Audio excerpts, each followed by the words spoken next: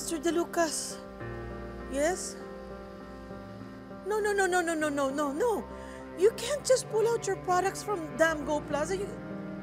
Wait, sir. You can't just pull out your products just like that.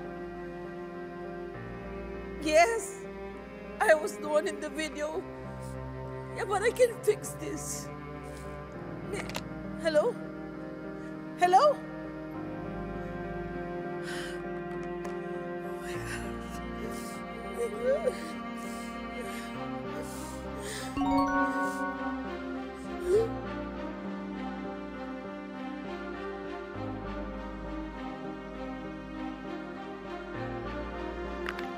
Damn you trolls! Trolls and buzzers! Hindi ako kilala! Ma'am, excuse po. Okay lang po kayo? Get your hands off me! Ma'am, kumalma po kayo. Gusto niyo po ba ng tubig? Don't tell me what to do! Wala kang pakialam! Ma'am, parami na po yung inom niyo. Leave me alone!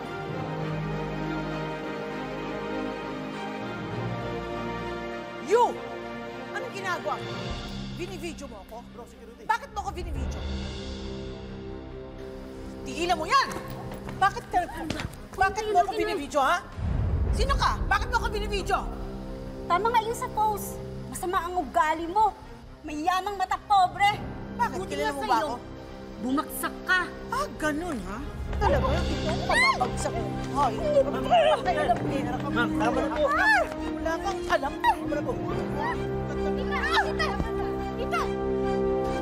Ano? Ano nangyayari? Pwede ba tumigil na kayo? Eh, siya nagsimula eh. Ma'am, kayo ho. Kitang-kita ko ho kayo. Binibidyohan niyo ho si ma'am. Eh, sikat siya eh. Nag-viral, di ba? Ito pa nga yung video niya eh. Eh, nakita nyo nang bagsak yung tita ko eh.